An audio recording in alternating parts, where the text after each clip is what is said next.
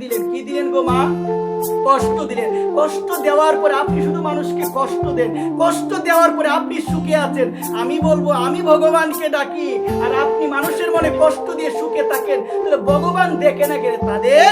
ভগবান কেন তাদের দেখে না? ওই রকম লোক কিন্তু অভাব নাই।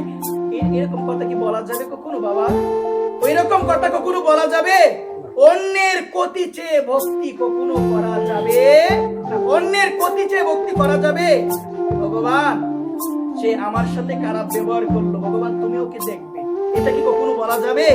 সে আমার সাথে খারাপ ব্যবহার করলো, সে আমার মনে কষ্ট দিল, সে আমার ছেলেকে আঘাত করলো, সে আমার মেয়েকে আঘাত করলো, সে আমার স্বামীকে আঘাত করলো, সমস্ত কিছু দেখছে। তিনি কে? তিনি হলো ভগবান। ভগবানকে বলতে হবে ভগবান তুমি তাকে দেখবে। তার মানে অন্যের ক্ষতি চেয়ে ভক্তি সাধন কখনো করা যাবে না। যদি করি তাহলে কিন্তু শুদ্ধ ভক্তি কখনো হবে না। আর শুদ্ধ ভক্তি যদি না থাকে ভগবানের চরণও কখনো পাওয়া যাবে না। একবার প্রেম সে হলো।